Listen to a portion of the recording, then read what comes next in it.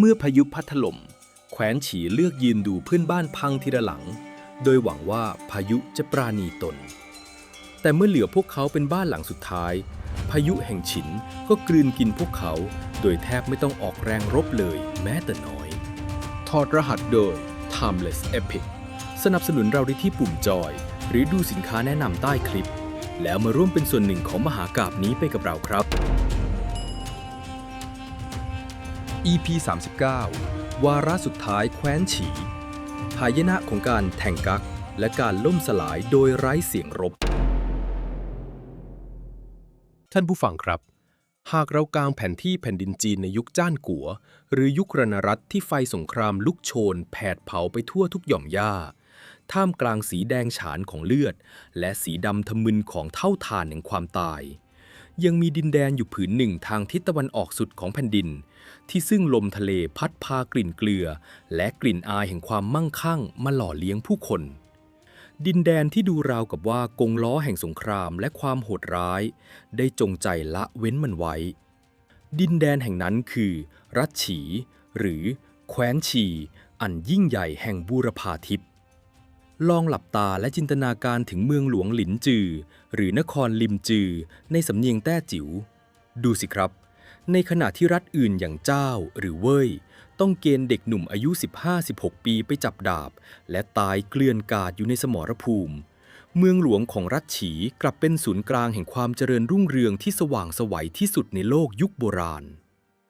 บันทึกทางประวัติศาสตร์พรรณนาความยิ่งใหญ่ของนครหลินจือเอาไว้ว่ามีครัวเรือนอาศัยอยู่หนาแน่นกว่า 70,000 หลังคาเรือนผู้คนเดินขวักไขว่เบียดเสียดกันจนชายแขนเสื้อบดบังแสงอาทิตย์เมื่อผู้คนสะบัดเหงื่อก็เปรียบดั่งหาฝนที่โปรยปรายเสียงดนตรีเสียงหัวเราะและกลิ่นสุรานารีอบอวลไปทั่วทุกตรอกซอกซอยความมั่งคั่งของรัชฉีไม่ได้มาจากเวทมนต์ครับแต่มาจากภูมิรัฐศาสตร์และทรัพยากรที่ฟ้าประทานมาให้ทิศตะวันออกของรัชฉีติดกับทะเลกว้างใหญ่ทำให้พวกเขามีอุตสาหกรรมต้มเกลือและประมงที่ผูกขาดรายได้มหาศาลทิศตะวันตกมีภูเขาไท่หางและแม่น้ำฮวงโหเป็นประการธรรมชาติกั้นขวางพวกเขาจากความวุ่นวายในที่ราบจงหยวนและที่สำคัญรัชฉียังเป็นศูนย์กลางแห่งปรัชญาและความรู้ที่นครหลินจือมีสิ่งที่เรียกว่าสำนักบัณฑิตจี้เซี่ยซึ่งเปรียบเสมือนมหาวิทยาลัยแห่งแรกๆของโลกที่รวบรวมนักปราชญ์นับพันคนให้มาถกเถียงเรื่องเต๋าเรื่องฟ้าดินเรื่องความดีงามและสันติภาพทว่าท่ามกลางเสียงถกเถียงอันสูงส่งของเหล่านักปราชญ์และเสียงเหรียญทองแดงที่กระทบกันในตลาดสิ่งที่ชาวรัชฉีไม่ได้ยินหรือเลือกที่จะอุดหูไม่ยอมรับฟังก็คือเสียงกลองรบของกองทัพม้าเหล็กแห่งรัชฉินที่กำลังบดขยี้แผ่นดินเพื่อนบ้านไปทีละรัฐทีละรัฐท่านผู้ฟังครับนโยบายต่างประเทศของรัชฉีในช่วงหลายสิบปีสุดท้ายของยุคจ้านกัวคือเคสสตัดดี้ที่คลาสสิกที่สุดของการดำเนินนโยบายแบบ appeasement หรือการประนีประนอมยอมตามเพื่อหลีกเลี่ยงสงครามหรือที่ภาษาบ้านเราเรียกกันง่ายๆว่าการแทงกั๊กและลอยตัวเหนือปัญหานั่นเองครับคำถามคือทำไมรัฐมหาอำนาจที่มีทรัพยากรล้นเหลืออย่างฉีถึงเลือกที่จะหดหัวอยู่ในกระดองคำตอบนั้นฝังลึกอยู่ในบาดแผลทางประวัติศาสตร์ครับย้อนกลับไปหลายสิบปีก่อนหน้านั้นรัฐฉีเคยรุ่งเรืองถึงขีดสุดและทำตัวกลางไล่ตีรัฐเพื่อนบ้านไปทั่วจนกระทั่งถูกรัฐอื่นๆนำโดยรัฐเยียนก่อตั้งกองทัพพันธมิตร6 รัฐมารุมกินโต๊ะบุกตีกวาดล้างจนรัฐฉีเกือบจะสิ้นชาติแม้สุดท้ายจะกอบกู้แผ่นดินคืนมาได้แต่เหตุการณ์ครั้งนั้นได้สร้างทรมาหรือบาดแผลทางใจอย่างรุนแรงให้กับราชสำนักฉีนับแต่นั้นมาผู้ปกครองรัฐฉีจึงตั้งปณิธานว่าเราจะไม่ไปยุ่งเกี่ยวกับสงครามของใครหน้าไหนอีกแล้วเราจะทำมาค้าขายและเราจะเป็นมิตรกับรัฐที่แข็งแกร่งที่สุดนั่นคือรัฐฉินและผู้ที่รับมรดกทางความคิดนี้มาปฏิบัติอย่างสุดโต่งก็คือกษัตริย์องค์ปัจจุบันของรัฐฉีผู้มีนามว่าฉีอ๋องเจี้ยนหรือซีอ๋องเกี้ยนฉีอ๋องเจี้ยนก้าวขึ้นสู่บัลลังก์ตั้งแต่ยังเป็นเพียงยุวชน เขาเติบโตมาในสภาวะแวดล้อมที่ถูกปูด้วยกลีบกุหลาบและห่อหุ้มด้วยฟองสบู่แห่งความสงบสุขในช่วงแรกของการครองราชย์อำนาจทั้งหมดตกอยู่ในมือของพระมารดาคือเจวินหวังโฮพระนางเป็นสตรีที่ชาญฉลาดแต่มองโลกในมุมมองแบบอนุรักษ์นิยมพระนางวางนโยบายที่เคร่งครัดที่สุดให้แก่รัชฉีนั่นคือปรนนิบัติรัชฉินด้วยความเคารพและไม่ยุ่งเกี่ยวกับความขัดแย้งของรัฐอื่นๆทั้งสิ้นนโยบายนี้ดูเหมือนจะประสบความสำเร็จอย่างงดงามครับท่านผู้ฟังตลอดระยะเวลากว่า 40 ปีที่ฉีอองเจี้ยนครองราชย์แผ่นดินฉีแทบไม่เคยสัมผัสกับไฟสงครามเลยในขณะที่อิงเจิ้งหรือจินซีฮ่องเต้กำลังส่งกองทัพไปชำแหละรัฐฐานสังหารหมู่ทหารรัฐเจ้าทลายเมืองหลวงรัฐเว่ยขับไล่กษัตริย์รัฐเยียนและกวาดล้างทัพ600,000ของรัฐฉูรัฐฉีกลับส่งทูตไปเจริญสัมพันธไมตรีส่งทองคำไปบรรณาการและยืนกอดอกดูเพื่อนบ้านถูกฆ่าตายทีละคนอย่างเลือดเย็นชีอองเจี้ยนและขุนนางในนครหลินจือต่างพากันดื่มสุราฉลองและชื่นชมในความฉลาดของตนเองพวกเขาเชื่อมั่นอย่างหมดใจว่าตราบใดที่เราไม่เป็นศัตรูกับรัฐฉินตราบใดที่เรายังส่งบรรณาการไปให้อิงเจิ้งรัฐฉินก็ไม่มีเหตุผลอะไรที่จะต้องยกทัพข้ามภูเขาข้ามแม่น้ำมาตีเรารัฐฉีคือดินแดนศักดิ์สิทธิ์ที่จะปลอดภัยไปตลอดกาลแต่สิ่งที่ฉีอองเจี้ยนผู้หลงระเริงอยู่ในฟองสบู่แห่งสันติภาพไม่เคยเข้าใจเลยก็คือเขาไม่ได้กำลังซื้อความปลอดภัยเขาแค่กำลังต่อคิวเป็นเหยื่อรายสุดท้ายในโรงฆ่าสัตว์ต่างหากในโลกแห่งความเป็นจริงอิงเจิ้งไม่ได้ละเว้นรัฐฉีเพราะความเมตตาหรือเพราะความซาบซึ้งในมิตรภาพเลยแม้แต่น้อยแต่รัฐฉินกำลังใช้สุดยอดกลยุทธ์ที่เรียกว่าหยวนเจียวจิ้นกงเป็นมิตรกับรัฐไกลโจมตีรัฐใกล้ซึ่งคิดค้นโดยอดีตอัครมหาเสนาบดีฟ้านซุยรัฐฉีอยู่ไกลที่สุดและอยู่ทางทิศตะวันออกสุดอิงเจิ้งจึงจงใจส่งทูตมาผูกมิตรมอบของขวัญล้ำค่าเพื่อหลอกให้รัฐฉีตายใจและไม่ส่งกองทัพไปช่วยรัฐกันชนอื่นๆท่านผู้ฟังครับจิตวิทยาของฉีอองเจี้ยนในเวลานั้นคือภาวะของคนที่ตกอยู่ใน The Boiling Frog Syndrome หรือทฤษฎีกบต้มโดยสมบูรณ์แบบเมื่อคุณใส่กบลงไปในหม้อน้ำเย็นแล้วค่อยๆเร่งไฟกบจะไม่รู้ตัวว่าตัวเองกำลังจะตายมันจะว่ายน้ำเล่นอย่างสบายใจจนกระทั่งน้ำเดือดพล่านและสุกตายไปในที่สุดรัฐฉีก็คือกบตัวนั้นครับพวกเขามองเห็นรัฐฐานล่มสลายก็คิดว่าเป็นเพราะรัฐฐานอ่อนแอมองเห็นรัฐเจ้าแตกพ่ายก็คิดว่าเป็นเพราะรัฐเจ้าหาเรื่องรัฐฉินก่อนมองเห็นรัฐเว่ยถูกน้ำท่วมทำลายก็คิดว่าเป็นเรื่องของโชคร้ายทุกครั้งที่รัฐเพื่อนบ้านล่มสลายฉีอองเจี้ยนจะหลอกตัวเองเสมอว่าไม่เป็นไรหรอกมันเป็นเรื่องของพวกเขาไม่ใช่เรื่องของเราเรายังคงปลอดภัยพวกเขาไม่เคยตระหนักเลยว่ารัฐเหล่านั้นคือกำแพงที่คอยปกป้องรัฐฉีเอาไว้ต่างหากเมื่อกำแพงล้มลงทีละด้านท้ายที่สุดพายุแห่งการทำลายล้างย่อมพัดตรงมาที่บ้านของตนเองอย่างไม่อาจหลีกเลี่ยงและแล้ววันที่น้ำในหม้อเดือดพล่านก็เดินทางมาถึงหลังจากที่รัฐฉู่แคว้นมหาอำนาจสุดท้ายทางแดนใต้ถูกแม่ทัพหวังเจี้ยนบดขยี้จนราบคาบ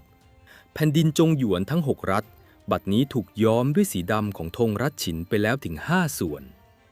ฉีอองเจี้ยนที่กำลังนั่งเสวยสุราทอดพระเนตรการร่ายรำอันงดงามในพระราชวังหลินจือ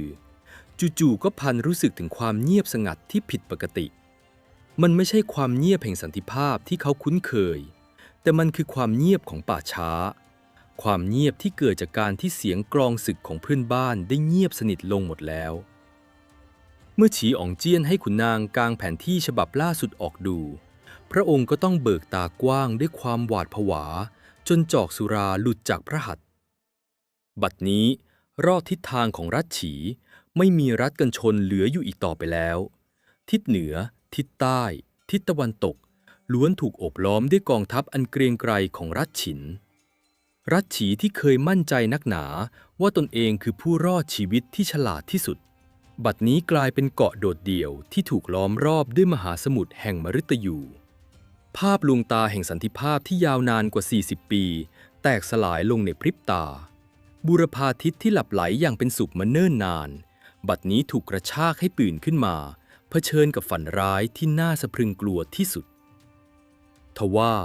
การตื่นขึ้นมาในตอนที่ดาบของเพชฌฆาตจ่ออยู่ที่คอหอยแล้วนั้นมันจะยังมีประโยชน์อันใดอีกเล่าความตายกำลังจะมาเยือนนครหลินจือและมันจะไม่ได้มาในรูปแบบของการสู้รบที่สมเกียรติ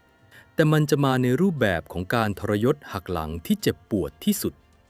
จากฝีมือของคนใกล้ตัวที่ฉีอ๋องเจี้ยนไว้วางใจมากที่สุดนั่นเอง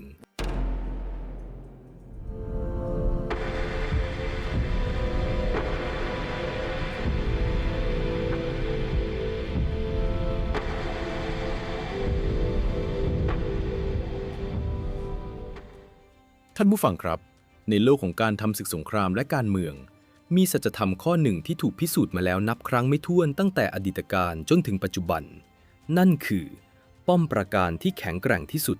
มักจะพังทลายลงจากภายในเสมอ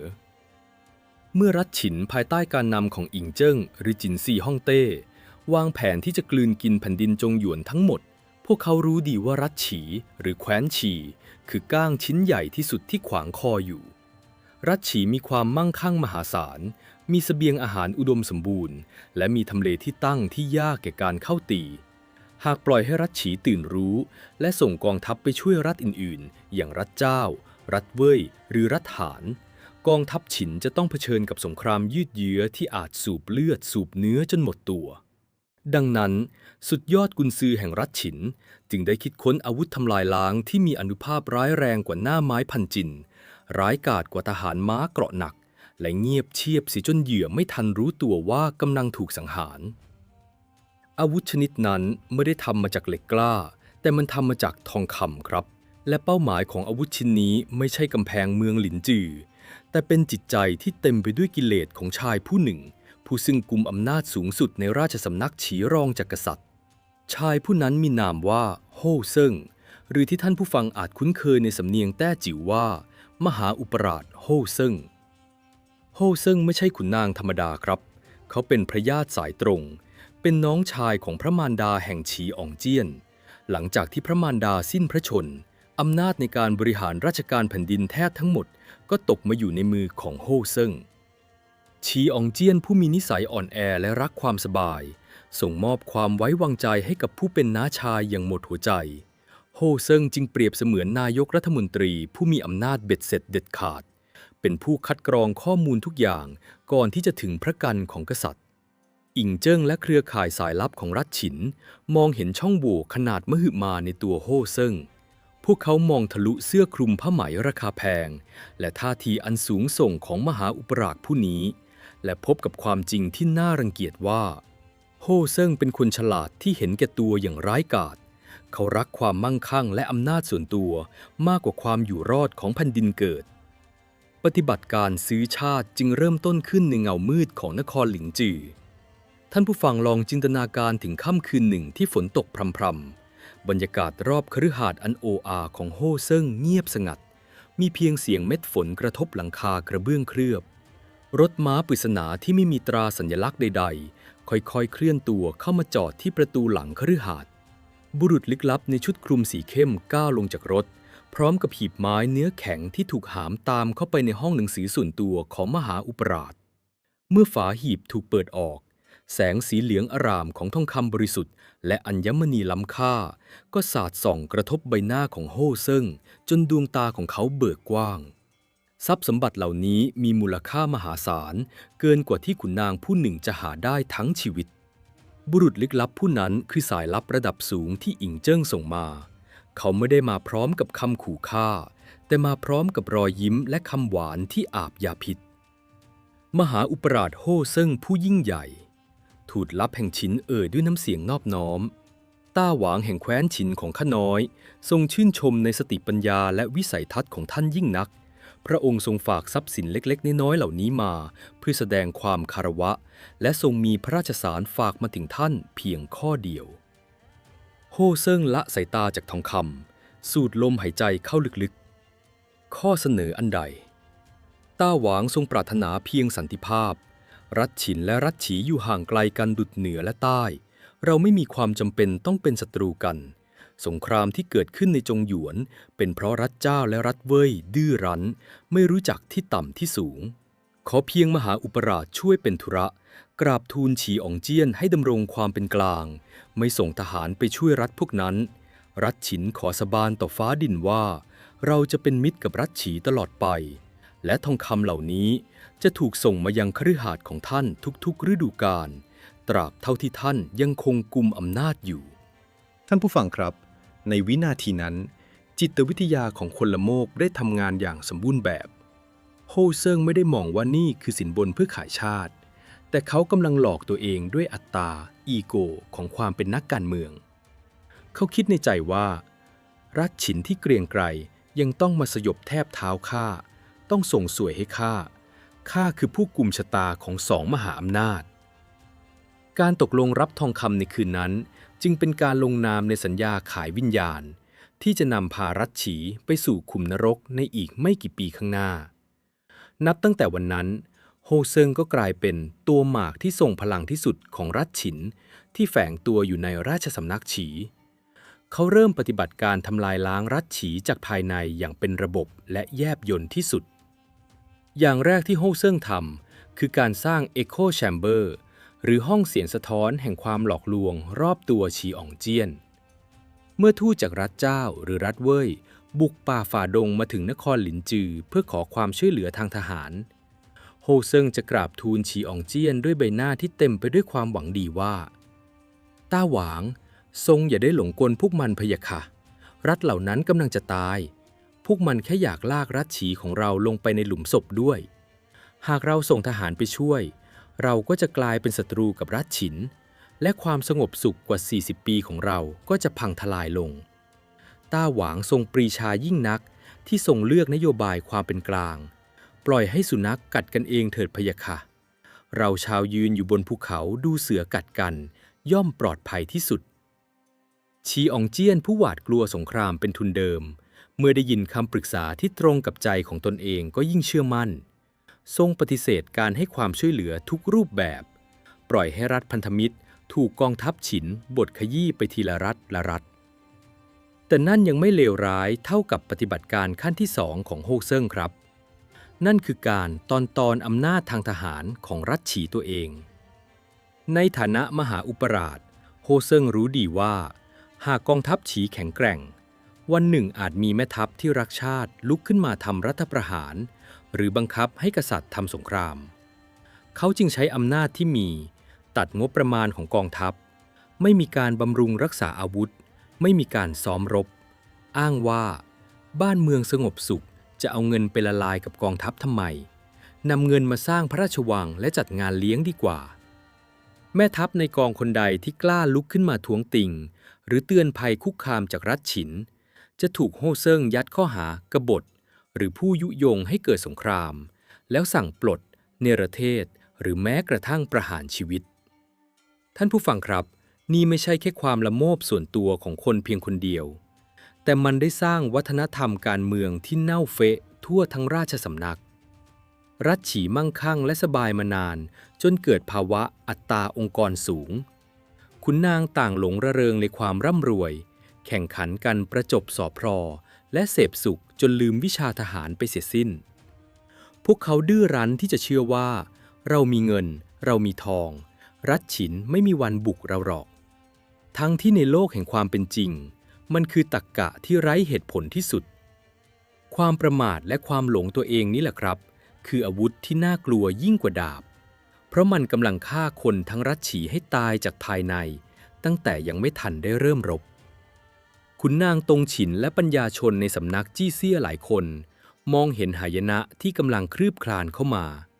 พวกเขาพยายามเขียนฎีกาเลือดถวายคำแนะนำให้กษัตริย์ตื่นจากภวังค์แต่ฎีกาทุกฉบับล้วนถูกโฮเซิงสกัดกั้นและเผาทิ้งก่อนจะไปถึงพระเนตรพระกันราชสำนักฉีภายใต้การนำของโฮเซิงจึงเต็มไปด้วยขุนนางสอบพรอที่วันๆเอาแต่สรรเสริญเยินยอสันติภาพจอมปลอมปีแล้วปีเล่ารัฐหานล่มสลายรัฐเจ้าแตกพ่ายรัฐเว่ยจมอยู่ใต้น้ำรัฐเยียนถูกกวาดล้างทัพฉินของหวังเจี้ยนลงใต้ไปขยี้รัฐฉู่ ทุกครั้งที่รัฐหนึ่งล่มสลาย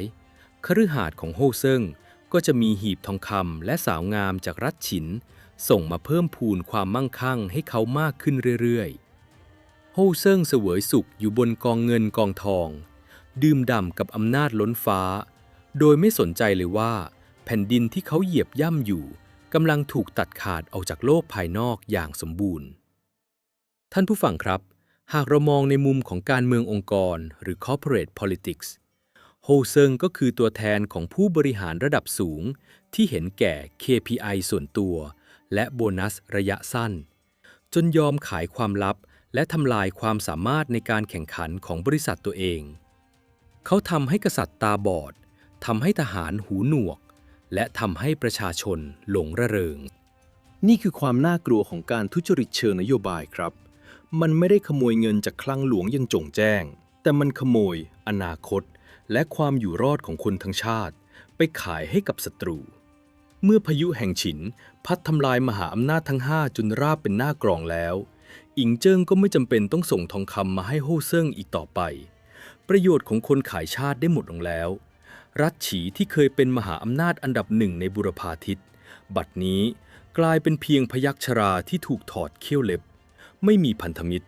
ไม่มีกองทัพที่เข้มแข็งและมีผู้นำที่โง่เขลาหูหนวกตาบอดทองคำของรัฐฉินที่โฮ่เซิ่งรับมาตลอดหลายสิบปีมันไม่ได้สร้างความมั่งคั่งที่ยั่งยืนเลยครับแต่มันคือการจ่ายเงินล่วงหน้าเพื่อซื้อป้ายหลุมศพให้กับรัฐฉีทั้งแผ่นดินการตื่นรู้ของฉีอ่องเจี้ยนกำลังจะมาถึงในไม่ช้าแต่มันจะเป็นการตื่นรู้ที่สายเกินไปและในพาร์ทหน้าเราจะมาดูกันว่าเมื่อฟองสบู่แห่งการลอยตัวแตกสลายลงรัฐฉีที่ถูกโดดเดี่ยวอย่างสมบูรณ์แบบจะต้องเผชิญกับชะตากรรมที่น่าเวทนาและสิ้นหวังเพียงใดครับ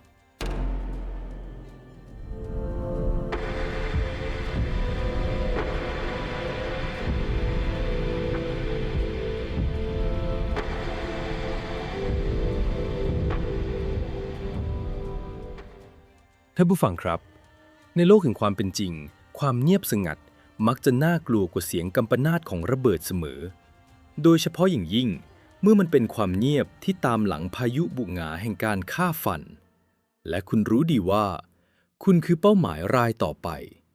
หลังจากที่ข่าวการล่มสลายของรัฐฉู่แดนใต้ผู้เกรียงไกรและการปลิดชีพตนเองของยอดแม่ทัพเซี่ยงเหยียนเดินทางมาถึงนครหลิงจือเมืองหลวงของรัฐฉีบรรยากาศที่เคยเต็มไปด้วยเสียงดนตรีเสียงหัวเราะและกลิ่นสุรานารีก็พลันถูกแช่แข็งราวกับถูกสาปลองจินตนาการถึงภาพของแผนที่แผ่นดินจงหยวนในเวลานั้นดูสิครับบนผืนหนังกวางขนาดใหญ่ที่กางอยู่บนโต๊ะทรงงานของฉีอ่องเจี้ยนกษัตริย์แห่งรัฐฉีบัดนี้สีแดงสีน้ำเงินสีเขียวที่เคยเป็นตัวแทนของมหาอำนาจทั้งหลายรัฐหานรัฐเจ้ารัฐเว่ยรัฐเยียนและรัฐฉู่ล้วนถูกระบายทับด้วยสีดำทะมึนอันเป็นสีประจำธงรบของกองทัพม้าเหล็กแห่งรัฐฉินไปจนหมดสิ้นแล้ว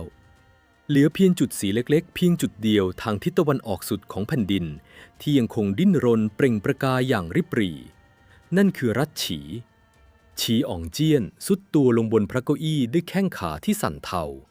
พระหัตถ์ที่เคยชินแต่กับการยกจอกสุราและลูบไล้สตรีบัดนี้เย็นเฉียบและเต็มไปด้วยเหงื่อการแห่งความหวาดผวาฟองสบู่แห่งภาพลวงตาที่พระองค์และมหาอุปราชโฮเซิงร่วมกันเป่าขึ้นมาตรึงตาตรึงใจชาวเมืองมาตลอด40ปีได้แตกสลายดังเพล่งลงตรงหน้าความจริงอันโหดร้ายได้ตบหน้าฉีอ่องเจี้ยนอย่างจังรัฐฉินไม่ได้ละเว้นรัฐฉีเพราะความรักไม่ได้เป็นมิตรเพราะเคารพในความยิ่งใหญ่แต่รัฐฉินแค่วางรัฐฉีไว้เป็นของหวานจานสุดท้ายหลังจากที่ขมือบอาหารจานหลักจนหมดโต๊ะแล้วตั้งหากและสิ่งที่ทำให้ราชสำนักฉีตื่นตระหนกจนถึงขีดสุดก็คือท่าทีที่เปลี่ยนไปอย่างหน้ามือเป็นหลังมือของรัฐฉินครับท่านผู้ฟังตลอดหลายสิบปีที่ผ่านมานครหลิงจือจะคลาคล่ำไปด้วยทูตจากรัฐฉินที่เดินทางมาพร้อมกับรอยยิ้มคำหวานและขบวนรถม้าที่บรรทุกทองคำผ้าไหมและของกำนันล้ำค่ามามอบให้ฉีอ่องเจี้ยนและโฮ่เซิงอย่างไม่ขาดสายเพื่อแลกกับการที่รัฐฉีจะนั่งกอดอกดูเพื่อนบ้านถูกฆ่าตายแต่ทว่าบัดนี้ ขบวนรถม้าเหล่านั้นได้หายไปทูตสันทวไมตรีที่เคยพูดจาอ่อนหวานถูกเรียกตัวกลับเสียนหยางจนหมดสิ้นเส้นทางสายการทูตถูกตัดขาดอย่างสิ้นเชิงไม่มีแม้แต่จดหมายทักทายหรือสารแสดงความยินดีใดๆส่งมาอีกเลยรัฐฉินตัดการสื่อสารทุกช่องทางปล่อยให้รัฐฉีจมดิ่งอยู่ในความเงียบงันที่บีบคั้นหัวใจที่สุดนี่คือสุดยอดสงครามจิตวิทยาของอิงเจิ้งหรือจินซีฮ่องเต้ครับการเพิกเฉยและการใช้ความเงียบกดดันคือการทรมานเหยื่อให้หวาดกลัวจนเสียสติก่อนที่จะลงมือเชือดอิงเจิ้งรู้ดีว่ารัฐฉีในเวลานี้เปรียบเสมือนนกในกรงที่ไม่มีทางหนีพระองค์จึงปล่อยให้ความกลัวค่อยๆกัดกินจิตใจของกษัตริย์และชาวเมืองหลินจือไปอย่างช้าๆในที่สุดฉีอ๋องเจี้ยนก็ทนรับความกดดันไม่ไหวพระองค์เรียกประชุมขุนนางเป็นการด่วนกลางดึกบรรยากาศในท้องพระโรงเต็มไปด้วยความโกลาหลขุนนางที่เคยส่อพลอและสนับสนุนนโยบายปรองดองบัดนี้ต่างหน้าซีดเผือดไร้ซึ่งคำแนะนำใดๆส่วนโฮ่เซิ่งมหาอุปราชผู้รับสินบนมาทั้งชีวิตก็ยืนนิ่งงันใบหน้าที่เคยอวบอิ่มด้วยความสุขบัดนี้หมองคล้ำและเต็มไปด้วยความหวาดหวั่นเขารู้แล้วว่าทองคำมหาศาลที่ซุกซ่อนอยู่ในคฤหาสน์ของเขานั้นกำลังจะกลายเป็นเพียงเศษหินไร้ค่าเมื่อกองทัพมฤตยูสีดำบุกเข้ามาถึงพวกเจ้าทุกคนฉีอ๋องเจี้ยงตวาดลั่นเสียงของพระองค์สั่นเครือและแหบแห้งไหนพวกเจ้าเคยบอกข้าว่ารัฐฉินเป็นมิตรแท้ไหนบอกว่าแค่เราส่งสวยไปพวกมันก็จะไม่มารุกรานเราแล้วดูสิตอนนี้ทหารฉินนับล้านนายกำลังยืนอยู่ล้อมรอบบ้านของเราพวกมันกลืนกินทุกแคว้นไปหมดแล้วข้าควรจะทำอย่างไรบอกข้ามาสิว่าจะทำอย่างไรไม่มีเสียงตอบรับจากขุนนางมีเพียงเสียงสะอื้นไห้ของบางคนที่รู้ตัวว่าวาระสุดท้ายกำลังจะมาเยือนเมื่อตระหนักได้ว่าตนเองถูกหลอกใช้อย่างเจ็บแสบที่สุดฉีอ๋องเจี้ยนก็เกิดความโกรธแค้นและตื่นตระหนกพระองค์ออกคำสั่งที่สะท้อนถึงความสิ้นหวังอย่างที่สุดนั่นคือการประกาศกฎอัยการศึกทั่วแคว้นสั่งตัดความสัมพันธ์กับรัฐฉินอย่างเป็นทางการและระดมพลชายชะกันทุกคนในแผ่นดินให้มาจับอาวุธเพื่อเตรียมพร้อมทำศึกป้องกันประเทศครั้งสุดท้ายฉีอ๋องเจี้ยนสั่งให้เคลื่อนกำลังพลทั้งหมดที่มีมุ่งหน้าไปตั้งรับที่แนวพรมแดนทางทิศตะวันตกซึ่งเป็นเขตเทือกเขาและเป็นเส้นทางหลักที่เชื่อมระหว่างที่ราบจงหยวนกับแคว้นฉีพระองค์หวังว่าจะใช้ชัยภูมิที่ได้เปรียบนี้ต้านทานกองทัพฉินเอาไว้ให้ได้แต่ท่านผู้ฟังครับกงล้อแห่งกรรมนั้นยุติธรรมเสมอการกระทำในอดีตย่อมส่งผลถึงปัจจุบันอย่างไม่อาจหลีกเลี่ยงได้การจะระดมกองทัพที่แข็งแกร่งไม่ใช่การร่ายเวทมนต์เสกขึ้นมาได้ในชั่วข้ามคืนรัฐฉีว่างเว้นจากสงครามมานานกว่า40ปีภายใต้การบริหารจัดการที่เน่าเฟะและคอร์รัปชันของโฮ่เซิ่งงบประมาณทางทหารที่ถูกตัดทอนไปบำรุงบำเรอความสุขในพระราชวังทำให้กองทัพฉีอยู่ในสภาพที่น่าเวทนาอย่างยิ่งภาพการเดินทัพของรัฐฉีในเวลานั้นช่างน่าหดหู่ใจครับคลังแสงที่ถูกเปิดออกเต็มไปด้วยดาบและหอกที่ขึ้นสนิมเกรอะกรังคันเกาทันที่สายหย่อนยานจนยิงไม่ได้ชุดเกราะหนังที่เปื่อยยุ่ยและส่งกลิ่นเหม็นอับทหารที่ถูกเกณฑ์มาก็มีแต่ชาวนาที่จับจอบจับเสียมมาทั้งชีวิตพ่อค้าที่คุ้นเคยแต่กับการใช้ลูกคิดและบัณฑิตที่จับแต่ผู้กันพวกเขาเดินเท้าด้วยความสับสนหวาดกลัวไม่มีระเบียบวินัยไร้ซึ่งแม่ทัพที่ชำนาญศึกเพราะแม่ทัพเก่งๆล้วนถูกโฮ่เซิ่งใส่ร้ายและกวาดล้างไปจนหมดสิ้นแล้วพวกเขาต้องเดินทัพไปตั้งรับความตายที่รออยู่เบื้องหน้าโดยสภาพที่ไม่ต่างอะไรกับฝูงแกะที่กำลังเดินเข้าสู่โรงฆ่าสัตว์และสิ่งที่ทรมานจิตใจฉีอ๋องเจี้ยนมากที่สุดในเวลานี้คือความโดดเดี่ยวเดียวดายอย่างแท้จริงครับในอดีตเมื่อแคว้นใดแคว้นหนึ่งถูกรัฐฉินรุกรานกษัตริย์ของแคว้นนั้นจะส่งม้าเร็วออกไปขอความช่วยเหลือจากแคว้นพันธมิตรเพื่อสร้างกองทัพผสมมาต้านทานแต่ในวันนี้เมื่อรัฐฉีส่งเสียงร้องขอความช่วยเหลือกลับไม่มีเสียงใดตอบรับกลับมาเลยนอกจากเสียงสะท้อนของความว่างเปล่าฉีอ๋องเจี้ยนทอดพระเนตรออกไปนอกหน้าต่างมองดูท้องฟ้าที่มืดครึ้ม ความรู้สึกผิดและบาปกรรมที่ก่อไว้เริ่มย้อนกลับมาทิ่มแทงจิตใจพระองค์ทรงหวนนึกถึงวันที่ทูตจากรัฐเจ้าคุกเข่าร่ำไห้ขอทหารไปช่วยต้านแม่ทัพหวังเจี้ยน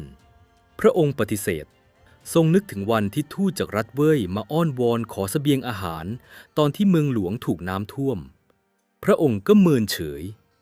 ทรงนึกถึงแววตาสิ้นหวังของกษัตริย์รัฐหารและรัฐเยียนพระองค์เลือกที่จะปิดประตูเมืองและเสวยสุราต่อไปหากวันนั้นข้าส่งทัพไปช่วยรัฐเจ้าหากวันนั้นข้ายอมฟังคำเตือนของคุณนางตงฉินชีอ่องเจี้ยนพึมพำกับตัวเองน้ำตาแห่งความสำนึกเสียใจไหลรินแต่มันก็สายเกินกว่าจะแก้ไขสิ่งใดได้แล้วความตายของรัฐเพื่อนบ้านที่รัฐฉีเคยมองว่าเป็นเรื่องไกลตัวบัดนี้ได้กลายเป็นห่วงบาตรที่ย้อนกลับมารัดคอตัวเองจนแน่นสนิทเมื่อคุณปล่อยให้กำแพงที่คุ้มภัยพังทลายลงไปทีละด้านโดยไม่ยอมยื่นมือเข้าช่วยท้ายที่สุด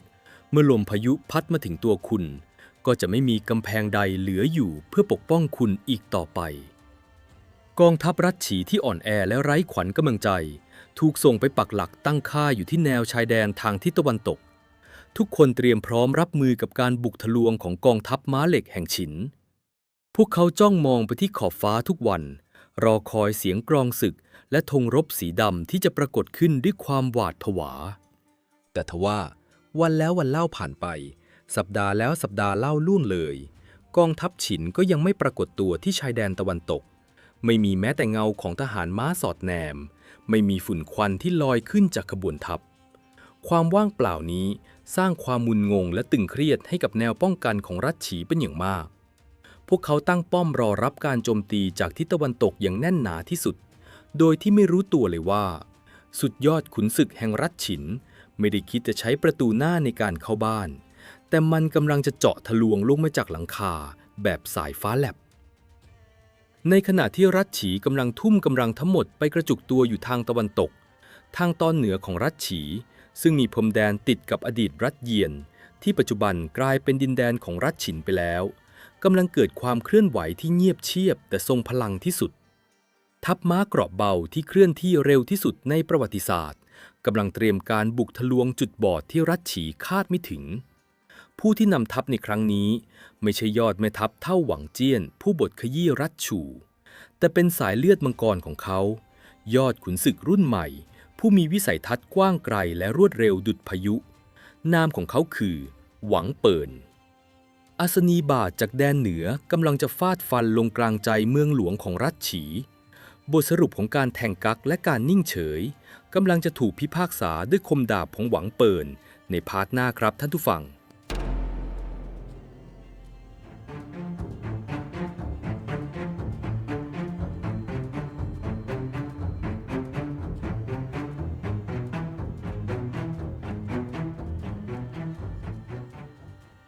ท่านผู้ฟังครับในตำราพิชัยสงครามซุนวูมีประโยคทองคำประโยคหนึ่งที่กล่าวเอาไว้ว่าจงโจมตีในยามที่ศัตรูไม่ทันตั้งตัวและจงปรากฏกายในที่ที่ศัตรูคาดไม่ถึงภาพสถานการณ์ของรัฐฉีในเวลานั้นคือภาพจำลองที่สมบูรณ์แบบที่สุดของความผิดพลาดทางยุทธศาสตร์ครับลองนึกภาพตามนะครับกองทัพหลักของรัฐฉีที่ถูกระดมมาอย่างฉุกละหุกซึ่งเต็มไปด้วยทหารเกณฑ์ที่ตื่นตระหนกและอาวุธที่ขึ้นสนิมถูกส่งไปกระจุกตัวรวมกันอยู่ที่แนวพรมแดนทางทิศตะวันตกทั้งหมดแนวป้องกันนี้ทอดยาวไปตามริมฝั่งแม่น้ำจี้สุยและเทือกเขาไท่หางซึ่งเป็นประการธรรมชาติที่กั้นระหว่างรัฐฉีกับพิราบภาคกลางทหารฉีเหล่านั้นยืนหนาวเหน็บอยู่หลังค่ายระเนียดที่ถูกสร้างขึ้นอย่างเร่งรีบพวกเขากำหอกในมือแน่นจนข้อขาวซีดสายตาเบิกโพลงจ้องมองฝ่าสายหมอกไปทางทิศตะวันตกรอคอยการปรากฏตัวของธงรบสีดำแห่งรัฐฉินด้วยใจที่เต้นระทึกทุกครั้งที่มีเสียงลมพัดกิ่งไม้หักหรือเสียงม้าร้องในยามวิกาลพวกเขาจะสะดุ้งสุดตัวนึกว่าความตายได้มาเยือนแล้ววันแล้ววันเล่าสัปดาห์แล้วสัปดาห์เล่าพวกเขาใช้พลังงานและเสบียงอาหารไปกับการรอคอยศัตรูที่ไม่มีวันมาถึง จิตวิทยาของการรอคอยความตายโดยไม่รู้ว่าจะมาเมื่อไหร่นั้นมันบีบคั้นและบั่นทอนขวัญกำลังใจยิ่งกว่าการปะทะกันซึ่งหน้าเสียอีกครับในโลกของการบริหารองค์กรนี่คือเคสสตัดดี้ของการบริหารความเสี่ยงที่ผิดพลาดอย่างมหันต์ครับชีอ่องเจี้ยนและราชสำนักฉีทุ่มเททรัพยากรทั้งหมดที่มีไปอุดรอยรั่วที่ประตูหน้าเพียงเพราะมันเป็นเส้นทางที่ศัตรูในอดีตเคยใช้โจมตีพวกเขามองข้ามความเป็นไปได้อื่นๆไปจนหมดสิ้นปล่อยให้ประตูหลังเปิดกว้างอย่างไร้การป้องกันใดๆและผู้ที่จะมากระทุ้งประตูหลังที่เปิดอ้าซ่านี้ก็ไม่ใช่ใครที่ไหนแต่เป็นยอดขุนศึกรุ่นใหม่แห่งกองทัพฉินผู้มีนามว่าหวังเปิ่นหรือที่ท่านผู้ฟังอาจจะคุ้นเคยกันในพงศาวดารว่าอองปุนนั่นเองครับหวังเปิ่นเป็นสายเลือดมังกรโดยแท้เขาคือบุตรชายหัวแก้วหัวแหวนของหวังเจี้ยนยอดแม่ทัพเท่าผู้เพิ่งจะบทขยี้รัดชูไปหมาดๆแต่ทว่าสไตล์การทำศึกของหวังเปิ่นนั้นแตกต่างจากผู้เป็นบิดาอย่างสิ้นเชิงหากหวังเจี้ยนเปรียบเสมือนภูเขาผาหินที่เคลื่อนตัวอย่างเชื่องช้าแต่บทขยี้ทุกสิ่งจนแหลกละเอียด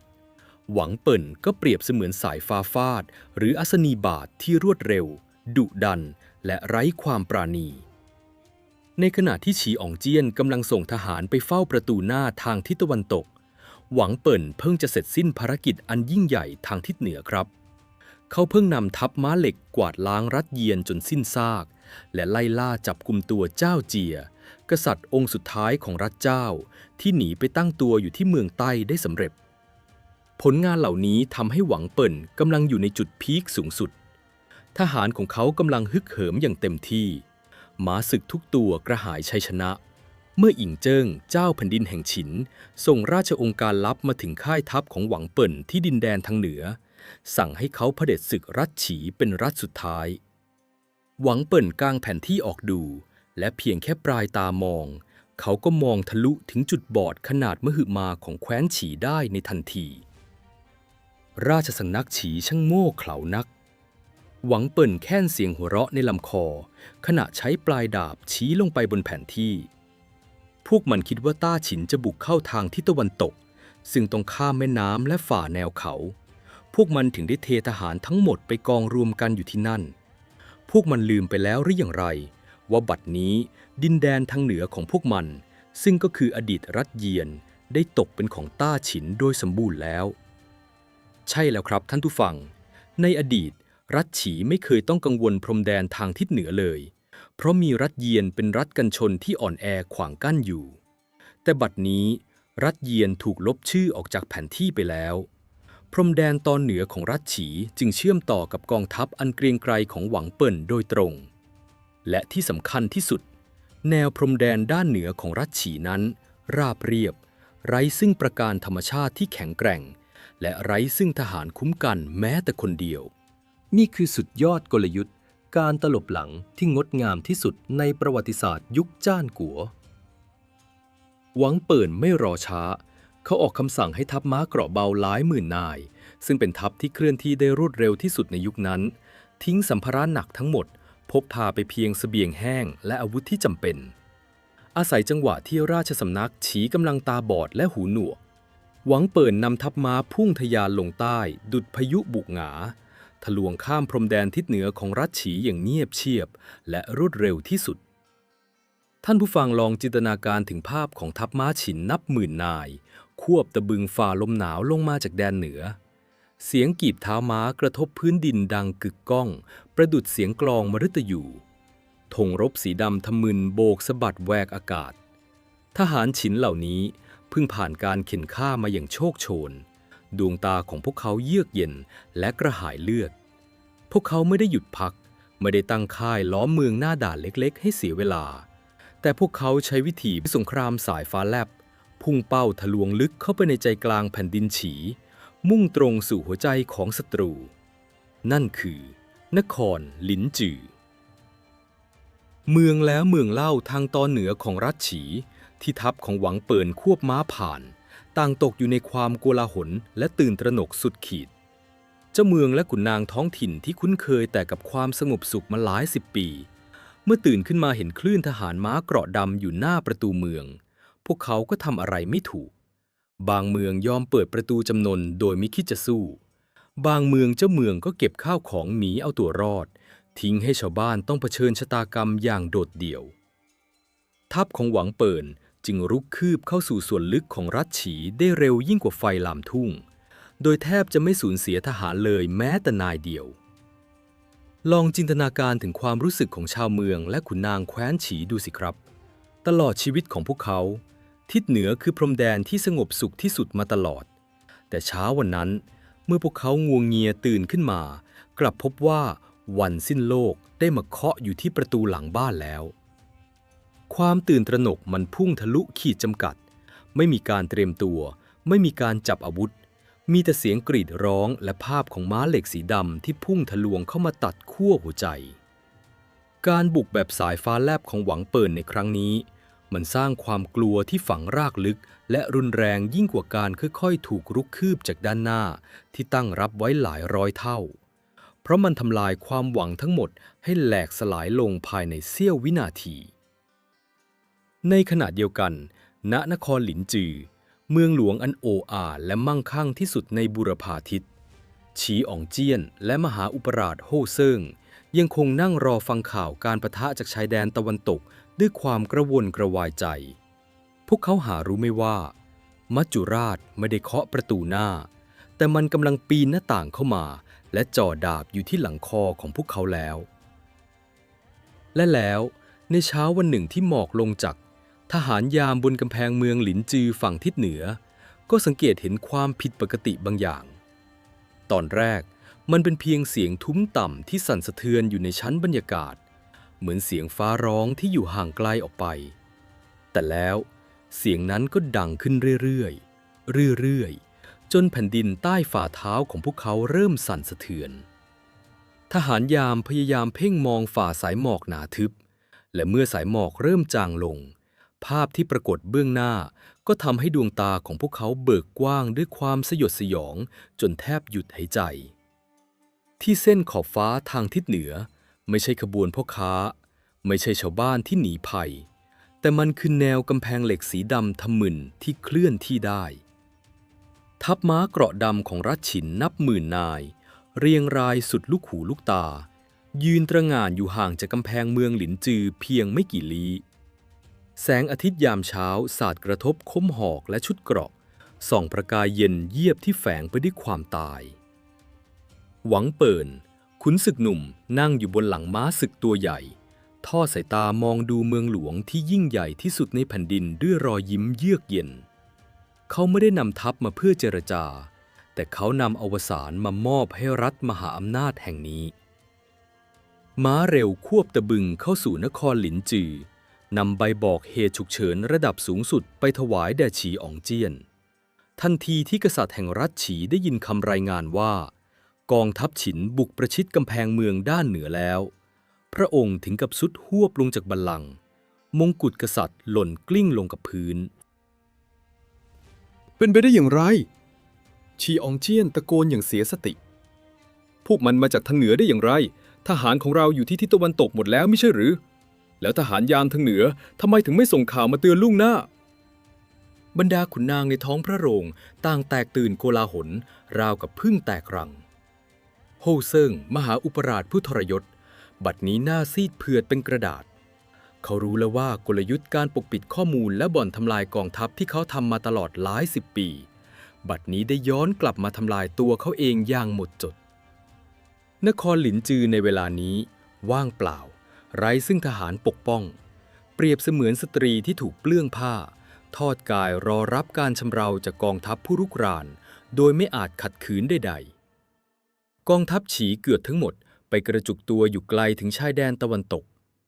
การจะส่งม้าเร็วไปเรียกทัพเหล่านั้นกลับมาป้องกันเมืองหลวงต้องใช้เวลาอย่างน้อยหลายสิบวันแต่นครหลินจือในตอนนี้ไม่มีเวลาเหลือแม้แต่ชั่วโมงเดียวท่านผู้ฟังครับนี่คือบทสรุปของหายนะอันเกิดจากการประมาทและการเพิกเฉยต่อการเปลี่ยนแปลงของโลกภายนอกเมื่อคุณลอยตัวอยู่เหนือปัญหาและหลอกตัวเองว่าพายุจะไม่พัดมาถึงบ้านคุณจะไม่มีการเตรียมแผนสำรองใดๆทั้งสิ้นและเมื่อความจริงที่โหดร้ายมาเคาะประตูมันก็มักจะมาในรูปแบบที่คุณคาดไม่ถึง และในเวลาที่คุณอ่อนแอที่สุดเสมอทัพม้าของหวังเปิ่นล้อมนครหลินจือเอาไว้อย่างสมบูรณ์แบบธงรบสีดำสะบัดพริ้วเยาะเย้ยความโง่เขลาของราชสำนักฉีเสียงแตรเขาสัตว์ดังกึกก้องกำปนาตเป็นสัญญาณเตือนว่าเวลาแห่งการนับถอยหลังของแคว้นฉีแคว้นที่มีประวัติศาสตร์ยาวนานกว่า800ปีบัดนี้เหลือเวลาเพียงแค่ไม่กี่อึดใจเท่านั้นฉีอองเจี้ยนจะตัดสินใจอย่างไรจะจับดาบสู้ตายอย่างสมเกียรติหรือจะยอมจำนนเพื่อรักษาชีวิตและชะตากรรมของโฮ่เซิ่งกังฉินผู้ขายชาติจะจบลงเช่นไรวาระสุดท้ายของกษัตริย์ผู้สิ้นแผ่นดินกำลังรอเราอยู่ในพาร์ทที่ 5 ครับท่านผู้ฟัง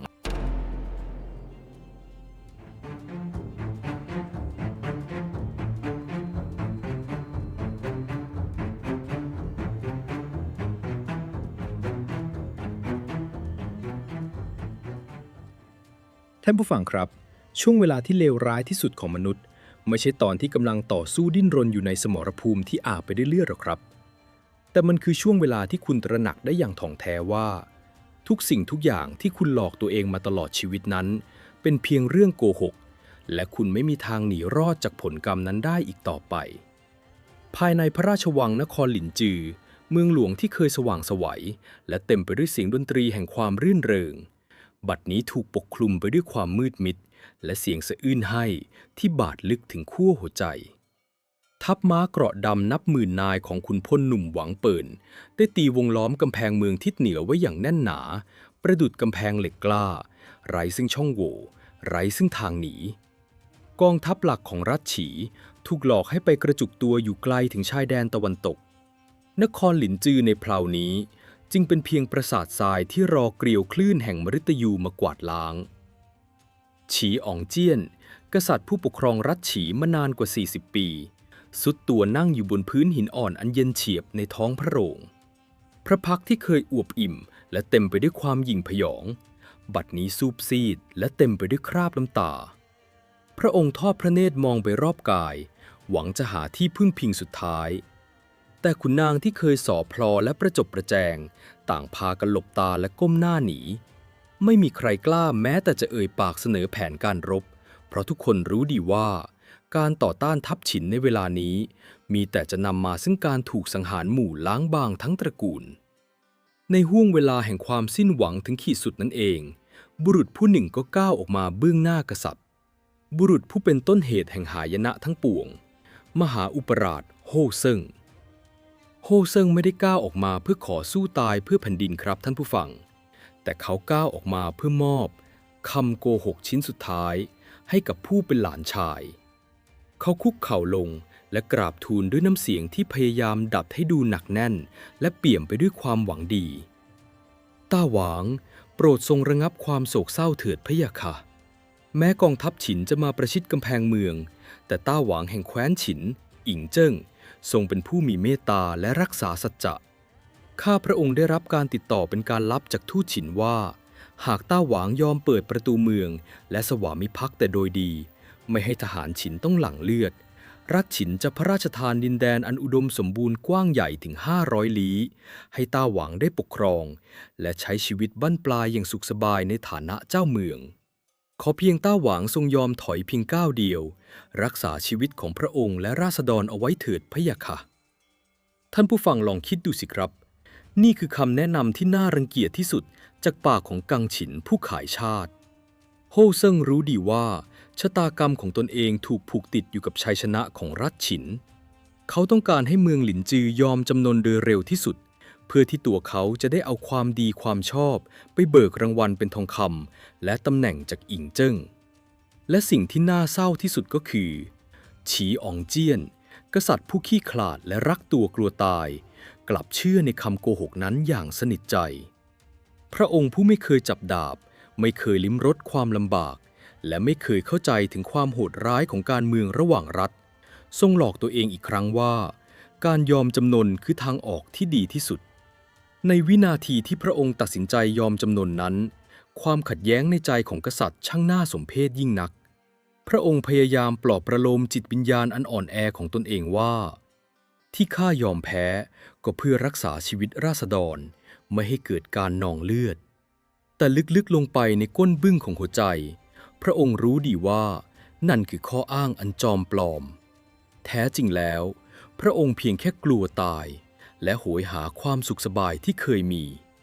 พระองค์ทรงวาดฝันอย่างลมๆแล้งๆถึงชีวิตในดินแดน500 ลี้ที่แม้จะไม่ได้เป็นกษัตริย์แต่ก็ยังมีข้าทาสบริวารมีสุราอาหารชั้นเลิศคอยปรนนิบัตินี่คือความย้อนแย้งที่แสนเศร้าของผู้นำที่อ่อนแอครับได้ข้าจะยอมแพ้ข้าจะยอมสวามิภักดิ์ต่อต้าฉินฉีอ่องเจี้ยนพึมพำด้วยน้ำเสียงสั่นเครือเป็นการตัดสินใจที่ปลิดชีพรัชฉีที่มีอายุยาวนานกว่า800 ปีลงอย่างสมบูรณ์รุ่งเช้าของวันต่อมาประตูเมืองนครหลินจืออันยิ่งใหญ่ประตูที่ไม่เคยมีศัตรูหน้าไหนพังทลายเข้ามาได้บัดนี้ถูกเปิดอ้าออกอย่างช้าๆโดยปราศจากการต่อสู้ฉีอ่องเจี้ยนพร้อมด้วยพระบรมวงศานุวงศ์และขุนนางระดับสูงส่งเปลื้องเครื่องทรงกษัตริย์ออกสวมเพียงชุดผ้าดิบสีขาวอันเป็นสัญลักษณ์ของการไว้ทุกข์และการยอมจำนนพระองค์ทรงอุ้มหีบไม้ที่บรรจุตราหยกแผ่นดินเดินเท้าเปล่านำขบวนออกจากประตูเมือง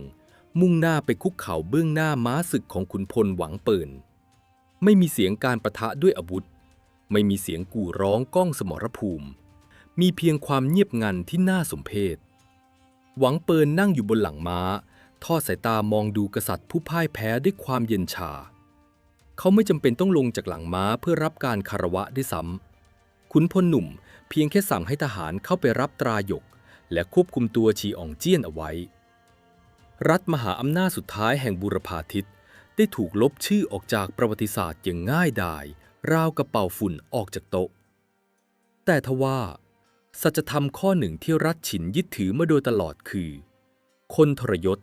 ย่อมไม่มีวันได้รับความไว้วางใจท่านผู้ฟังครับเมื่อกองทัพฉินเข้าควบคุมนครหลินจือได้อย่างเบ็ดเสร็จโฮ่เซิ่งมหาอุปราชผู้เต็มไปด้วยรอยยิ้มรีบสวมชุดขุนนางเต็มยศเดินทางไปเข้าเฝ้าหวังเปิ่นเพื่อทวงถามถึงรางวัลและทองคำที่รัฐฉินเคยสัญญาไว้เขาคิดว่าตนเองคือฮีโร่ผู้เปิดประตูเมืองให้ฉินโดยไม่ต้องเหนื่อยแรงแต่สิ่งที่โฮ่เซิ่งได้รับกลับไม่ใช่งานเลี้ยงฉลองหรือหีบทองคำหวังเปิ่นมองดูกังฉินผู้นี้ด้วยสายตาที่รังเกียจประดุจมองดูสุนัขขี้เรื้อนก่อนจะชูราชองค์การจากอิ่งเจิ้งขึ้นและประกาศก้องด้วยน้ำเสียงอันเด็ดขาดต้าหวางแห่งแคว้นฉินมีราชองค์การโฮ่เซิ่งเป็นขุนนางรับใช้ราชสำนักฉีแต่กลับเห็นแก่ลาภยศเงินทองทรยศต่อกษัตริย์และบ้านเมืองของตนเองบุคคลที่เนรคุณและไร้ซึ่งความภักดีต่อแผ่นดินเกิดเช่นนี้หากเก็บไว้ย่อมเป็นภัยต่อแผ่นดินต้าฉินในภายภาคหน้าให้นำตัวโฮ่เซิ่งไปประหารชีวิตริบทรัพย์สินทั้งหมดและกวาดล้างโคตรให้สิ้นซากสิ้นเสียงประกาศโฮ่เซิ่งถึงกับเข่าอ่อนสุดลงกับพื้นใบหน้าที่เคยอวบอิ่มบัดนี้บิดเบี้ยวด้วยความหวาดกลัวสุดขีดเขาร้องโหยหวนขอความเมตตาแต่ทหารฉินไม่รอช้าเขาลากตัวเขาออกเป็นลานประหารทันทีนี่คือบทเรียน Corporate Politics ที่แพงที่สุดครับท่านผู้ฟังหากคุณยอมขายความลับของบริษัทตัวเองเพื่อแลกกับเงินจากคู่แข่งอาจจะจ่ายเงินให้คุณแต่เขาจะไม่มีวันรับคุณเข้าทำงานในตำแหน่งสำคัญเด็ดขาดเพราะเขารู้ว่าคนที่หักหลังเจ้านายเก่าได้ย่อมมีวันหักหลังเขาได้เช่นกันโฮ่เซิ่งต้องจบชีวิตลงบนกองเลือดและกองทองคำที่เขาไม่มีโอกาสได้ใช้กรรมส่วนชะตากรรมของฉีอ่องเจี้ยนนั้นเลวร้ายและน่าเวทนายิ่งกว่าการถูกประหารด้วยดาบเสียอีกครับหลังจากที่แผ่นดินทั้งหมดถูกรวมเป็นหนึ่งอิงเจิ้งไม่ได้มอบดินแดน500 ลี้อันอุดมสมบูรณ์ให้ตามที่เคยหลอกลวงไว้เจ้าแผ่นดินผู้เหี้ยมหาญตระหนักดีว่าการปล่อยให้สายเลือดกษัตริย์ฉีมีชีวิตอยู่อย่างสุขสบายย่อมเป็นรากฐานของการกบฏในอนาคตอิงเจิ้งจึงมีราชองค์การเนรเทศฉีอ่องเจี้ยนและครอบครัวไปยังดินแดนรกร้างที่ชื่อว่าเมืองก้งซึ่งตั้งอยู่ในหุบเขาอันห่างไกลและทุรกันดารทั้งตอนเหนือเมื่อฉีอ่องเจี้ยนเดินทางไปถึงเมืองก้งพระองค์ไม่ได้พบกับคฤหาสน์หรือปราสาทราชวังใดๆทั้งสิ้นสิ่งที่รอพระองค์อยู่ มีเพียงกระท่อมไม้ไผ่ผุพังที่ถูกล้อมรอบด้วยป่าสนดงดิบอันมืดมิดทหารยามรัชฉินถูกส่งมาประจำการเพื่อเฝ้าดูไม่ให้พระองค์หลบหนีแต่ทว่าสิ่งที่อิงเจิ้งไม่ได้ส่งมาด้วยก็คือเสบียงอาหารท่านผู้ฟังครับลองจินตนาการถึงความทรมานของกษัตริย์ผู้เสวยสุราอาหารรสเลิศมาตลอด40 ปีผู้ไม่เคยแม้แต่จะล้างจานหรือหุงหาอาหารด้วยตนเองบัดนี้ต้องมาถูกขังอยู่ในป่าสนที่ไร้ซึ่งของกินรัชฉินจงใจใช้วิธีที่โหดเหี้ยมที่สุดนั่นคือการปล่อยให้พระองค์อดตายอย่างช้าๆวันแรกผ่านไปชีอองเจี้ยนยังคงมีความหวังว่าจะมีคนส่งอาหารมาให้วันที่2ผ่านไปความหิวโหยเริ่มกัดกินกระเพาะจนปวดแสบปวดร้อนวันที่3วันที่4พระองค์ต้องประทังชีวิตด้วยการดื่มน้ำจากลำธารขุ่นคลักเคี้ยวเปลือกต้นสนและรากไม้ด้วยความขมขื่นร่างที่เคยอวบอ้วนท้วมสมบูรณ์ค่อยๆสู้ผอมจนเหลือแต่หนังหุ้มกระดูกชุดที่เคยงดงามบัดนี้ขาดวิ่นและเปรอะเปื้อนไปด้วยโคลนตมชีอองเจี้ยนคลานออกไปที่หน้ากระท่อมทอดพระเนตรมองดูยอดต้นสนที่เอ็นไหวตามสายลมหนาวภาพการหิวโหยอย่างทรมานในป่าสนแห่งนี้ช่างตัดทอนกับภาพฝันหวานของพระองค์ในวันที่ยอมจำนนอย่างสิ้นเชิงพระองค์เคยคิดว่าการก้มหัวให้ศัตรูจะแลกมาซึ่งความเมตตาแต่นี่คือบทเรียนที่โหดร้ายและทรงพลังที่สุดของประวัติศาสตร์ที่ตะโกนบอกเราว่าโลกแห่งอำนาจไม่มีพื้นที่ว่างแม้แต่ตารางนิ้วเดียวให้กับคนขี้ขลาดที่ฝากชะตาชีวิตของตนเองไว้ในมือของผู้อื่นเสียงลมที่พัดผ่านทิวสนฟังดูคล้ายกับเสียงกู่ร้องด่าทอของวิญญาณราษฎรชาวรัฐฉีและรัฐพันธมิตรที่ต้องตายเพราะความโง่เขลาและความเห็นแก่ตัวของพระองค์ในวินาทีสุดท้ายของชีวิตท่ามกลางความหิวโหยที่กัดกินจนสติสัมปชัญญะเริ่มเลือนรางชีอองเจี้ยนแหงนหน้าขึ้นมองท้องฟ้าอันมืดมิดน้ำตาหยดสุดท้ายไหลรินออกจากหางตาพระองค์เปล่งเสียงสะอื้นไห้อย่างแผ่วเบาเป็นคำตัดพ้อที่ไม่มีใครได้ยินสวรรค์ข้าทำผิดอันใดข้าเพียงแค่ไม่อยากทำสงครามข้าเพียงแค่อยากอยู่อย่างสงบเหตุใดจุดจบของข้าจึงน่าสมเพชถึงเพียงนี้ความตายคืบคลานเข้ามาอย่างเงียบเชียบลมหายใจรวยรินของกษัตริย์องค์สุดท้ายแห่งรัฐฉีได้ดับสูญลงกลางป่าสนอันหนาวเหน็บปิดตำนานรัฐมหาอำนาจที่มีอายุยาวนานที่สุดในยุคจ้านกัวลงด้วยความอดอยากและเดียวดายที่สุดและนั่นคือจุดจบอันแสนสลดของมหาอำนาจสุดท้ายแห่งภาคกลางครับแคว้นฉีพังทลายลงไม่ใช่เพราะกองทัพอ่อนแอแต่พังเพราะวิสัยทัศน์ของผู้นำที่แทงกักนั่งดูเพื่อนบ้านโดนรุมตีจนตัวเองต้องกลายเป็นเนื้อชิ้นสุดท้ายบนเขียงซึ่งความวิบัติในหมากตานี้มันตรงข้ามกับคำสอนทองคำในตำราพิชัยสงครามของซุนบูอย่างสิ้นเชิงครับซุนบูเคยจารึกไว้ว่าสงครามที่ประเสริฐที่สุดคือการทำลายพันธมิตรของศัตรูไม่ใช่ปล่อยให้ศัตรูมาเด็ดหัวพันธมิตรของเราทีละคนแคว้นฉีเดินเกมตกม้าตายเพราะอ่านกลยุทธ์มหาภาคไม่ขาดซึ่งวิชาการอ่านเกมรบระดับ Macro Strategy ข้อนี้ผมเตรียมสรุปแก่นแบบเข้าใจง่ายที่สุดไว้รอต้อนรับทุกท่านในโปรเจกต์ถัดไปเรียบร้อยแล้วครับแต่ทว่าในขณะที่วิญญาณของชีอองเจี้ยนกำลังล่องลอยออกจากร่างณอีกซีกหนึ่งของแผ่นดินที่นครเสียนหยางเมืองหลวงของรัฐฉินเสียงระฆังสำริดและเสียงกลองชัยมงคลได้ถูกย่ำรัวจนดังกึกก้องสะเทือนเลื่อนลั่นไปทั้งปฐพีเพราะบัดนี้รุ่งอรุณแห่งมหาจักรวรรดิใหม่ที่รวมศูนย์อำนาจเบ็ดเสร็จไว้ที่บุรุษเพียงคนเดียวได้เปิดฉากขึ้นแล้วครับปี221ก่อนคริสตกาลกงล้อแห่งประวัติศาสตร์ได้หมุนมาถึงจุดเปลี่ยนที่ยิ่งใหญ่ที่สุดแผ่นดินจงหยวนที่เคยแตกแยกออกเป็น7รัฐมหาอำนาจรบราฆ่าฟันกันยาวนานกว่า500ปีบัดนี้รอยต่อเหล่านั้นได้ถูกหลอมละลายและเชื่อมติดกันด้วยเลือดและเหล็กกล้าแห่งกองทัพฉินรัฐหานรัฐเจ้ารัฐเว่ยรัฐฉู่รัฐเยียนและรัฐฉีล้วนกลายเป็นเพียงอดีตณใจกลางท้องพระโรงอันโอ้อา อิงเจิ้งบุรุษผู้เริ่มต้นจากการเป็นเพียงองค์ชายตัวประกันที่ถูกทอดทิ้งบัดนี้ได้ก้าวขึ้นประทับบนบัลลังก์มังกรในฐานะผู้ปกครองสูงสุดเพียงหนึ่งเดียวของแผ่นดินที่กว้างใหญ่ไพศาลที่สุดพระองค์ทอดพระเนตรมองลงมายังเหล่าขุนนางและแม่ทัพในกองนับพันคนที่หมอบกราบอยู่แทบเท้าสายพระเนตรของพระองค์เปล่งประกายด้วยอำนาจเบ็ดเสร็จเด็ดขาดตั้งแต่วันนี้เป็นต้นไปเสียงของอินเจิ้งกังวานก้องสะท้อนไปตามเสาหินและกำแพงวังจะไม่มีกษัตริย์แคว้นใดๆอีกต่อไปข้าคือผู้รวบรวมแผ่นดินเป็นหนึ่งเดียวตำแหน่งหวางหรืออ๋องไม่คู่ควรกับความยิ่งใหญ่ของข้าอีกต่อไปข้าจะตั้งนามใหม่นามที่รวมเอาความศักดิ์สิทธิ์ของสามหวงและห้าตี้ในตำนานเข้าไว้ด้วยกันพระองค์ลุกขึ้นยืนตระหง่านแผ่บารมีประดุจเทพเจ้าที่จุติลงมาบนโลกมนุษย์จงเรียกข้าว่าหวงตี้และข้าคือปฐมจักรพรรดิแห่งต้าฉินฉินซือหวงตี้หรือก็คือจินซีฮ่องเต้ที่เราคุ้นเคยกันนั่นเองครับเสียงถวายพระพรหมื่นปีหมื่นปีดังกึกก้องสะเทือนฟ้าดินรุ่งอรุณแห่งจักรวรรดิฉินได้เบิกม่านขึ้นอย่างเป็นทางการยุคสมัยแห่งสงครามระหว่างรัฐได้จบลงแล้วแต่ทว่าการปกครองแผ่นดินอันกว้างใหญ่ด้วยอำนาจเบ็ดเสร็จและความเด็ดขาดนั้นจะนำพามาซึ่งความสงบสุขที่แท้จริง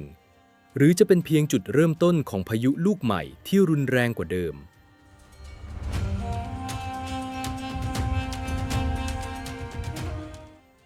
เรื่องราวการรวบรวมแผ่นดินได้สิ้นสุดลงแล้วครับท่านผู้ฟังแต่บทเรียนทางจิตวิทยาการเมืองและกลยุทธ์จากความตายของรัฐฉี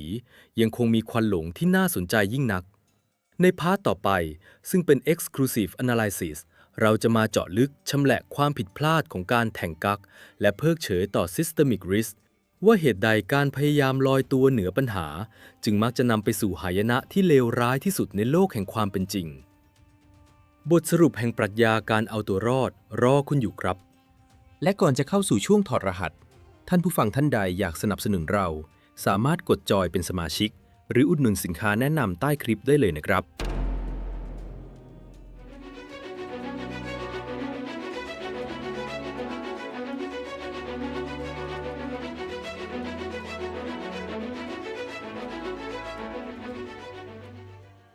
ท่านผู้ฟังครับเราเดินทางมาถึงบทสรุปของการวิเคราะห์ที่เข้มข้นที่สุดในซีรีส์การรวบรวมแผ่นดินของจินซีฮ่องเต้กันแล้วครับการล่มสลายของรัฐฉี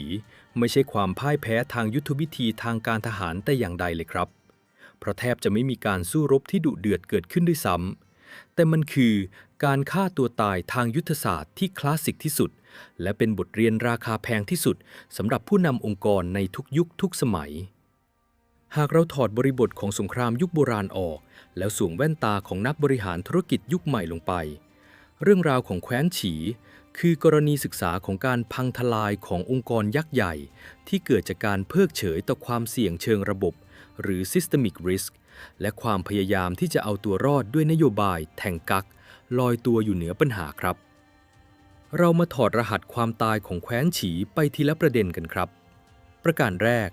หายนะของนโยบายแทงกักหรือปรนนิบัติผู้แข็งแกร่งตลอดระยะเวลากว่า40ปี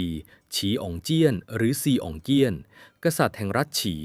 เลือกใช้นโยบายต่างประเทศแบบประนีประนอมยอมตามทุกอย่างรัฐฉินขออะไรก็ให้รัฐฉินบุกใครรัฐฉีก็หลับตาข้างหนึ่งนี่คือความพยายามที่จะซื้อสันติภาพด้วยการทำตัวเป็นเด็กดีของนักเลงโตในโลกธุรกิจนี่คือบริษัทที่เห็นคู่แข่งรายใหญ่กำลังถูกขาดตลาดกว้านซื้อกิจการและทำลายคู่แข่งรายย่อยไปทีละรายแต่บริษัทนี้กลับเลือกที่จะเซ็นสัญญาเป็นพันธมิตรกับรายใหญ่ส่งมอบข้อมูลยอมเสียเปรียบทางการค้าเพียงเพื่อหวังว่ารายใหญ่จะปราณีและปล่อยให้ตนเองมีที่ยืนในตลาดต่อไปแต่ท่านผู้ฟังครับในเกมที่ผู้เล่นอีกฝั่งตั้งเป้าหมายไว้ที่การผูกขาด 100% หรือ Zero Sum Gameนโยบายแทงกักคือความไร้เดียงสาที่อันตรายที่สุดครับการที่คุณไม่ยอมเลือกข้างไม่ยอมช่วยเหลือเพื่อนบ้านที่กำลังถูกกลืนกินมันไม่ได้ทำให้คุณปลอดภัยขึ้นเลยมันเพียงแค่ทำให้คุณสูญเสียพันธมิตรไปทีละคน เมื่อถึงเวลาที่นักเลงโตหันกลับมามองคุณเป็นเป้าหมายสุดท้ายคุณจะพบว่ารอบตัวคุณไม่มีใครเหลืออยู่เพื่อช่วยคุณอีกแล้วการแทงกั๊กจึงไม่ใช่การรักษาตัวรอดแต่คือการยืนรอคิวถูกประหารเป็นคนสุดท้ายต่างหากประการที่ 2 การเพิกเฉยต่อ Systemic Risk หรือความเสี่ยงเชิงระบบ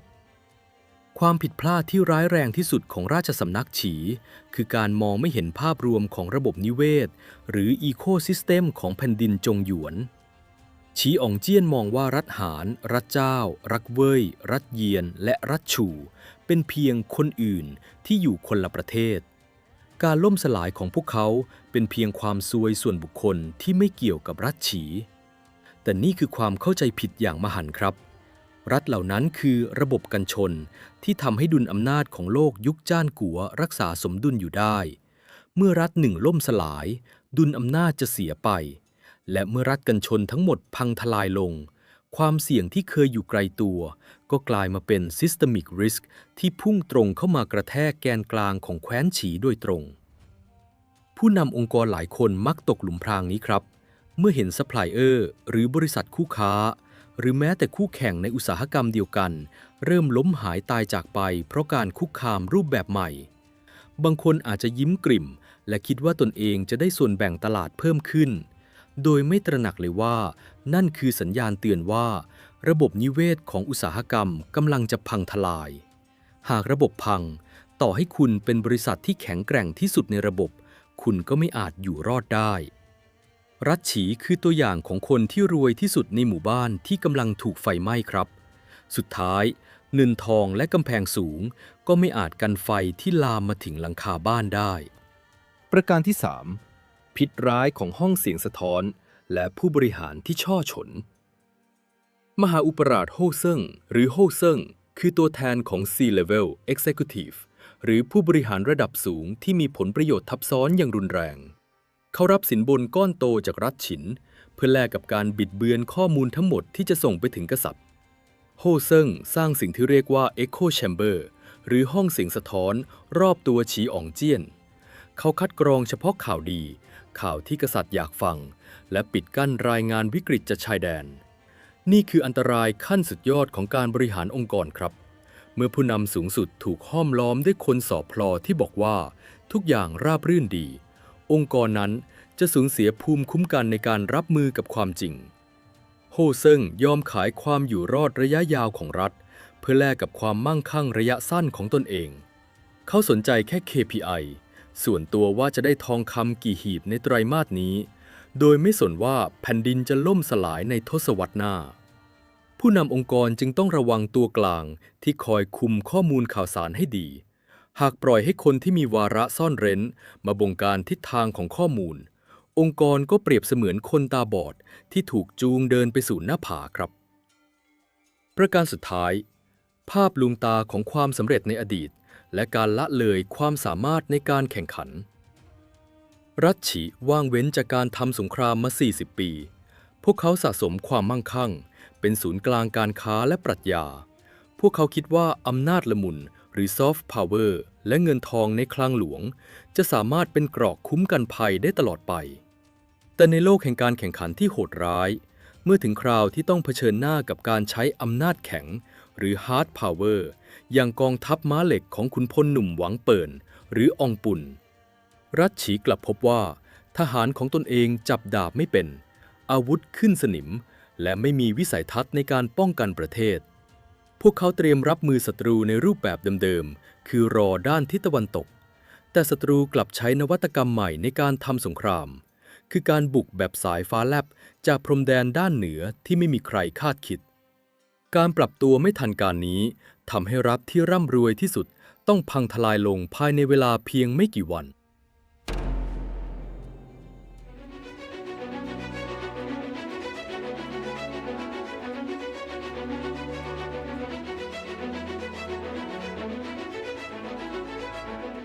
บริษัทที่เคยประสบความสำเร็จมาอย่างยาวนานมักจะตกอยู่ในสภาวะนี้ครับคือการหลงระเริงกับกำไรในอดีตจนลืมที่จะลับคมอาวุธลืมที่จะพัฒนานวัตกรรมหรือเตรียมพร้อมรับมือกับ disruption รูปแบบใหม่ๆ เมื่อคู่แข่งหน้าใหม่พุ่งทะลวงมาจากทิศทางที่คุณไม่ได้ตั้งรับทุนรอนที่คุณสะสมมาก็ไม่อาจช่วยซื้อเวลาให้คุณรอดพ้นจากหายนะได้วาระสุดท้ายของชีอ๋องเจี้ยนที่ต้องนอนอดอยากหิวโหยจนสิ้นใจตายอย่างโดดเดี่ยวในป่าสนอันหนาวเหน็บจึงเป็นบทลงโทษที่สวรรค์และประวัติศาสตร์มอบให้กับผู้นำที่อ่อนแอขี้ขลาดและเห็นแก่ความสบายส่วนตัวจนละทิ้งหน้าที่ในการปกป้องส่วนรวมภาพการตายของกษัตริย์ผู้สิ้นแผ่นดินตัดสลับกับภาพความยิ่งใหญ่ของอิงเจิ้งที่ก้าวขึ้นสู่บัลลังก์จักรพรรดิองค์แรกของจีนคือจุดจบของยุคจ้านกัวที่ทิ้งความสะเทือนใจและข้อคิดอันล้ำลึกไว้ให้คนรุ่นหลังอย่างพวกเราได้ศึกษากันอย่างไม่มีวันจบสิ้นครับมหากาพย์เรียดก๊กได้เดินทางมาถึงจุดหมายสำคัญที่สุดแห่งหน้าประวัติศาสตร์แล้วการรวบรวมแผ่นดิน7 รัฐสำเร็จลุล่วงแต่การบริหารจัดการจักรวรรดิอันกว้างใหญ่ไพศาลภายใต้อำนาจเบ็ดเสร็จของจินซีฮ่องเต้นั้นจะมีความซับซ้อนซ่อนเงื่อนและต้องแลกมาด้วยเลือดและน้ำตาอีกมากมายเพียงใดการต่อสู้ในสมรภูมิอาจจะจบลงแต่สมรภูมิแห่งการเมืองและจิตวิทยามนุษย์เพิ่งจะเริ่มต้นขึ้นเท่านั้นครับ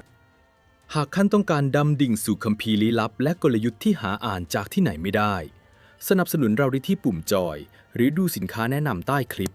แล้วมาร่วมเป็นส่วนหนึ่งของมหากาพย์นี้ไปกับเราครับ